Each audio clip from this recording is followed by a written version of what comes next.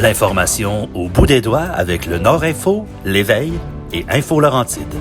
Au micro, Mathieu Lauca. Dans 6 mois, on devrait être en pleine campagne électorale provinciale, à moins qu'il y ait un déclenchement plus tôt. Là, ça tarde dans Marie-Victorin à Longueuil. Il y a des rumeurs qui disent on pourrait peut-être aller dans une générale sous peu. Mais si le calendrier tient, là, on va voir des affiches électorales dans Saint-Jérôme. Yuri Chassin termine son premier mandat. Il a évidemment certains dossiers qui ne sont pas encore achevés. D'autres sont très avancés. Bien, pour faire le point sur ce premier mandat du député de Saint-Jérôme, on le rejoint au bout du fil. Yuri Chassin, bonjour. Bonjour, M. Lauca. D'abord, ça fait presque 4 ans que vous êtes député. Est-ce que ce que vous aviez anticipé du rôle du député, c'est ce que vous avez vécu dans les dernières années? C'est une bonne question. En fait, il y a des surprises. Mais évidemment, il y a aussi, un certain nombre d'éléments auxquels je m'attendais. Puis ça fait partie des éléments sur lesquels je me concentre aussi, mais de faire avancer des dossiers locaux, de réussir à aller chercher des gains pour Saint-Jérôme, ça, je m'y attendais. Puis c'est pas mal la grosse partie du mandat de député. Et puis peut-être pour m'assurer là, tout de suite, de vous rassurer, M. Lauca, je peux vous démentir les rumeurs d'élections hâtives. Ah oui? On garde le cap sur le 3 octobre. Et évidemment, comme le dit, si je ne m'abuse, Robert Bourassa, 6 mois en politique, oui. C'est une éternité. Hein? Oui. Fait que je me concentre pas sur la prochaine éternité, je me concentre sur les semaines qui viennent. Donc, ça veut dire que vous n'êtes pas encore fait tirer le portrait pour vos affiches électorales? En fait, la préparation électorale, c'est une chose, mais le travail régulier du député, c'est complètement autre chose. Là. On n'est pas du tout en mode électoral. Oui, mais vos photos sont-tu prises? Vos photos sont-tu prises? Habituellement, c'est un indicatif, c'est un indicateur. Bon, ça peut être un indicateur du degré de préparation. En tout cas, moi, je peux vous dire que je me représente. Ça, c'est le premier élément là, qui nous mène à une éventuelle campagne électorale. Mais comme je vous dis, pour moi, c'est encore très loin dans ma tête. Bon. Au début, c'était une circonscription qui vous était peu familière. Vous l'avez arpentée, marché, vous avez donné des poignées de main, vous avez rencontré à peu près tout le monde qu'il avait à rencontrer dans le milieu économique, santé, communautaire, tout ça. C'est quoi votre constat là, après cette presque fin de dernière année de mandat?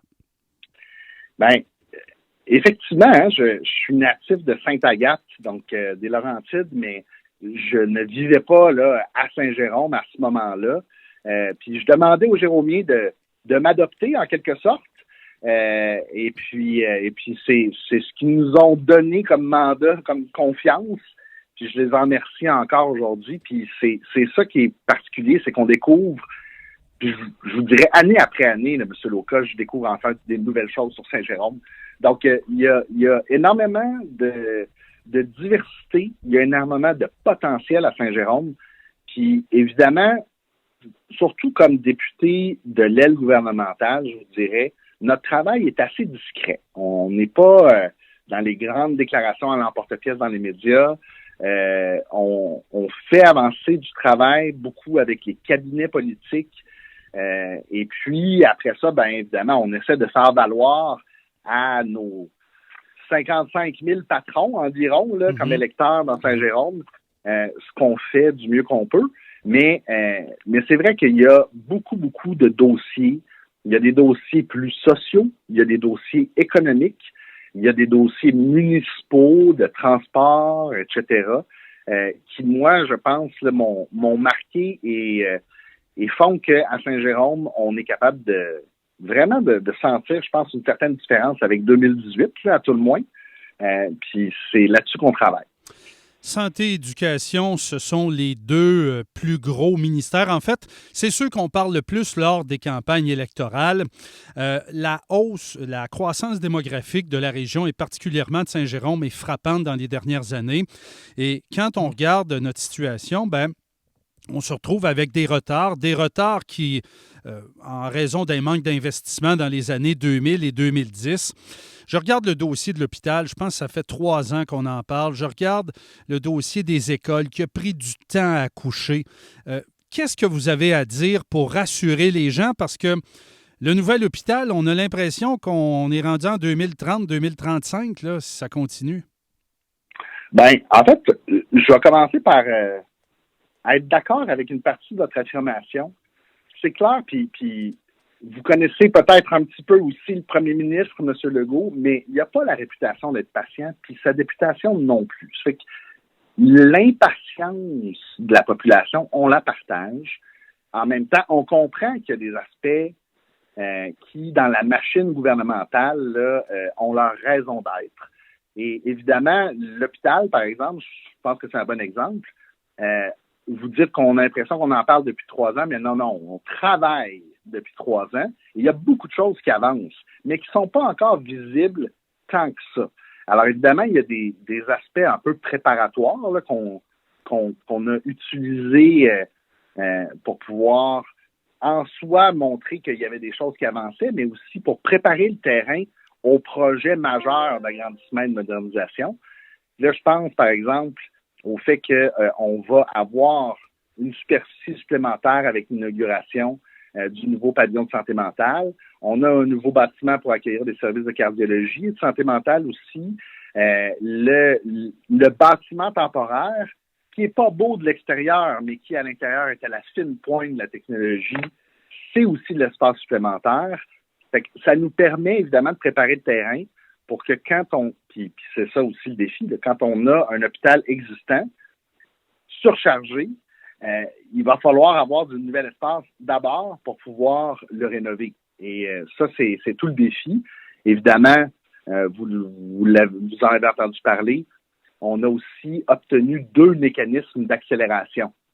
Moi, j'en suis très fier parce que, en toute honnêteté, M. Loca, c'est des mécanismes là, qui ont l'air bureaucratiques là, de dire on fait le dossier d'affaires en même temps que le dossier d'opportunité, où on met sur pied un bureau de projet, mais on le sait d'expérience que à chaque fois, ces mécanismes-là nous font gagner du temps. Puis le bureau de projet, il n'y a pas personne qui en parlait il y a à peu près 1 an, à part moi, puis je poussais très fort, puis finalement, on l'a obtenu. Mais est-ce qu'on parle de mécanisme d'accélération ou de rattrapage parce qu'on a perdu du temps vers 2019-2020? Alors, c'est sûr qu'il y a toujours... en fait, dans les 2 cas, c'est d'aller plus vite ou le plus vite possible. Fait que c'est sûr qu'il y a toujours des éléments plus difficiles, puis ça se peut qu'il y ait des délais qui se rajoutent. Là, après ça, c'est de rattraper ce retard-là. Mais l'information que j'ai à date, là, c'est qu'on est encore dans l'échéancier qui a été, dans le fond, dévoilé l'année passée. Là. Donc, on est encore dans les dates où le début des travaux devrait venir assez rapidement en 2024. Puis, ce projet-là doit se déployer aussi assez rapidement. Mais là, évidemment, on est tous conscients qu'il y a certains éléments, dans le fond, dans l'échéancier qui sont plus difficiles. Quand on regarde, par exemple, le fait que dans le secteur de la construction, dans les contrats publics, il y a une surchauffe, est-ce qu'on va avoir le bon prix, etc. Il y a des impondérables. Mais ça, c'est un défi dans tout, hein, parce que normalement, pour un contrat public, il faut garantir les prix 90 ou 120 jours. On n'est même pas capable de garantir le faire pour 30 jours de ce temps-ci. C'est un problème, ça, pour toutes les constructions publiques. Là. Exact. Oui, puis on le voit avec d'autres dossiers, dont des écoles. C'est pas évident, mais évidemment, on essaie d'agir au mieux, sachant qu'au gouvernement, on a augmenté ce qu'on appelle le plan québécois des infrastructures. Là. Donc, l'enveloppe là, pour retaper nos infrastructures d'éducation, de santé, de transport, on l'a augmenté énormément pour que ces investissements-là aient lieu. Maintenant, il faut évidemment obtenir le meilleur prix, mais là-dessus, je sais que notre présidente du Conseil du Trésor, Sonia Lebel, travaille très fort. Bon. Éducation, je le disais aussi, les écoles, là, c'est le festival du préfabriqué.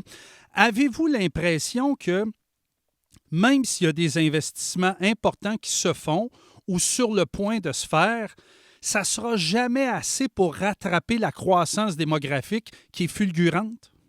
Mhm. Ben, alors, surtout qu'avec la pandémie, donc assez récemment, là, je veux dire, en 2020-2021, on a vu même des hausses. Donc, déjà qu'on était en croissance démographique, on a vu des hausses encore plus marquées.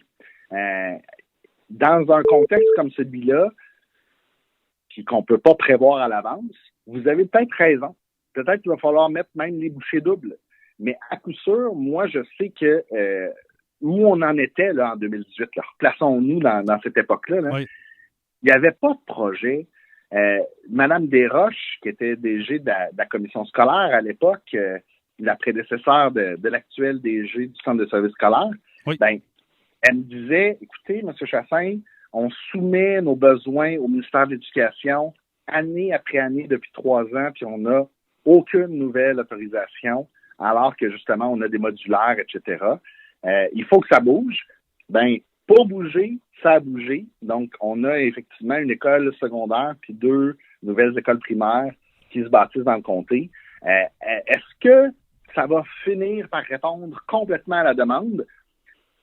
C'est pas toujours évident de s'assurer que les projections, qui ont toujours une part d'incertitude, là, sont vraiment fidèles à la réalité. C'est, dans le fond, aussi notre travail, là, d'essayer de faire valoir des fois qu'il y a des éléments de calcul qui sont peut-être en notre défaveur. Donc, là, l'idée étant qu'on s'assure parfois d'exprimer une réalité un petit peu plus complexe aux différents fonctionnaires puis aux différents cabinets politiques. Mais déjà, d'avoir beaucoup de classes supplémentaires qui vont se construire dans des écoles qui vont être belles, dans des écoles qui ont vraiment une autre allure que celles qu'on construisait dans les années 60 et 70. Déjà, ça va faire le plus grand bien. On est en compagnie de Yuri Chassin, le député de Saint-Jérôme. Dans 6 mois, ça va être la campagne électorale. Monsieur Chassin, vous avez des racines économiques. Vous venez du milieu économique. Vous êtes, entre autres, un universitaire. Est-ce que vous êtes satisfait du développement économique à Saint-Jérôme où, à plusieurs reprises dans les dernières années, exemple, Mirabel est venu damer le pion et le dernier exemple est le dossier Lyon, entre autres?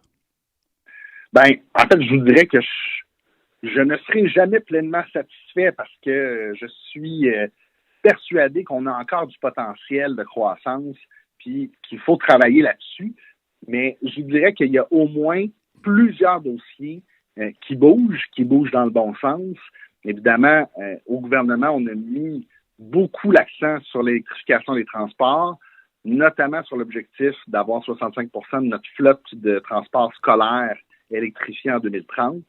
Ça sert énormément à l'entreprise Lyon, qui se développe effectivement pas juste à Saint-Jérôme, mais le développement de Lyon, c'est jamais une mauvaise nouvelle.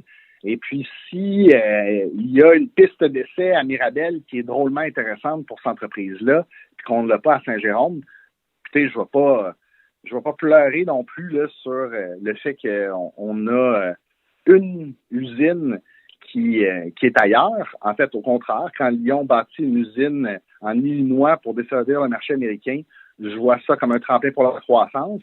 À la fin, le siège social est à Saint-Jérôme. À Saint-Jérôme, il y a du développement pour l'assemblage d'autobus, pour l'assemblage de d'autres véhicules électriques aussi. Donc, je pense qu'on a, au contraire, un bon filon pour augmenter l'activité économique porteuse d'avenir à Saint-Jérôme. Et là, je parle d'une entreprise, mais il y en a plein d'autres qui peuvent se développer encore, qu'on cherche à aider, avec qui on essaie là, de s'assurer que les liens sont bons chez Investissement Québec, avec le ministère de l'Économie. Je pense que c'est ça aussi. Ça a été particulièrement le cas dans la pandémie, d'ailleurs. Hein. Il y a des entreprises qu'il fallait aider de façon très, très, très rapide. Notamment quand on a mis le Québec sur pause, là, des entreprises manufacturières qui ne pouvaient pas arrêter, puis qui nous ont contactés pour savoir comment ne pas arrêter. Ça, c'est l'aspect très, très pratico-pratique, très terre à terre, je dirais, du travail du député. En terminant le dossier de l'itinérance, je sais que vous vous êtes impliqué beaucoup. Je sais que Vous n'avez vidé des batteries de cellulaire à jaser de ce dossier-là avec peu importe les intervenants. C'est le chaos, disons-le comme ça, là. Le 6 a mis beaucoup plus d'argent ces dernières années qu'il n'en a jamais mis. Mais d'un autre côté, au niveau des organismes communautaires, la cohésion semble être déficiente. Il y a des gens d'affaires à Saint-Jérôme, dans le centre-ville, qui en ont ras-le-pompon, sont plus capables de la situation. Qu'est-ce que Québec peut faire pour essayer de raccommoder les bouts de tissu qui traînent à gauche et à droite, puis qu'il y a une forme de cohésion là-dedans? Mm-hmm. Ben, puis là, je vous parle avec mon cœur, M. Loca. C'est clair que dans ce dossier-là, avec toute l'énergie qu'on y a mise, moi et mon équipe, c'est sûr que des fois, on a l'impression là, de ramer à contre-courant, là, puis que c'est jamais facile, puis que les choses ne s'améliorent pas.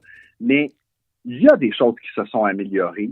Il y a des éléments où on a réussi à faire des pas par en avant.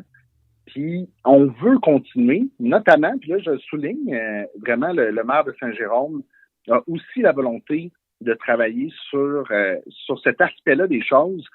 Et là-dessus, on est vraiment en symbiose. Alors, évidemment, est-ce que le gouvernement du Québec a énormément d'impact? Peut-être pas, c'est plus local, hein? C'est justement avec les organismes communautaires, avec la ville aussi, parce que vous avez raison, notamment au centre-ville, on en a reçu ici des plaintes de commerçants et même d'organismes communautaires hein, qui disaient que là, il y a une problématique. Alors moi, j'ai adressé une demande spécifique au maire de Saint-Jérôme pour augmenter la visibilité et la fréquence des patrouilles de police. C'est une solution de court terme, là, entendons-nous, mais ça permet de discipliner peut-être un petit peu ceux qui posent des gestes les plus perturbants. Puis, évidemment, après ça, il faut travailler sur une solution de moyen terme. Comment on peut prendre en compte le problème de santé mentale, de consommation, de pauvreté qui existe, notamment au centre-ville, mais dans l'ensemble de Saint-Jérôme. Comment on peut le prendre en compte en limitant les impacts négatifs sur d'autres secteurs et surtout en ayant une perspective, je dirais, optimiste. C'est-à-dire, est-ce qu'on est capable de s'arranger pour que les gens qui en ont le désir puissent sortir de leur situation de pauvreté ou de dépendance, etc. Moi, je pense que c'est là-dessus qu'on continue de travailler. Et puis je veux pas vendre de punch, mais quand je vous dis que je me concentre sur les prochaines semaines, M. Loca, dans ce dossier-là aussi, je me concentre sur les prochaines semaines. On essaie de faire avancer les choses le plus rapidement possible. En terminant, regardez le sondage, pas trop nerveux pour votre réélection? Bien, évidemment, on ne vous mentira pas, là, on regarde les sondages. Maintenant, on ne les commande pas parce que ça change tellement vite. Mais ça va être qui votre principal adversaire, Québec solidaire ou le Parti conservateur? Je parle dans Saint-Jérôme, là. Oui, là, vous écartez complètement le Parti québécois, vous, donc. Ben, je regarde, je veux dire, son chef n'est même pas dans le top 25 des personnalités du Québec, puis on sait que le chef à une élection provinciale ou fédérale, c'est la majorité des votes qui sont récoltés, là. Je ne veux pas vous décevoir, mais tu sais, c'est pas un bon candidat local, là, c'est 5 à 10 % pas plus, là. Évidemment, je me moque un peu de vous, mais parce que nous, on ne regarde pas tant les adversaires. C'est pour ça que je vous dis, là, quand on se dit que 6 mois en politique, c'est une éternité, on fait le meilleur travail possible pour offrir, dans le fond, aux Jérômiens, Jérômiennes, la possibilité, effectivement, de me choisir à nouveau.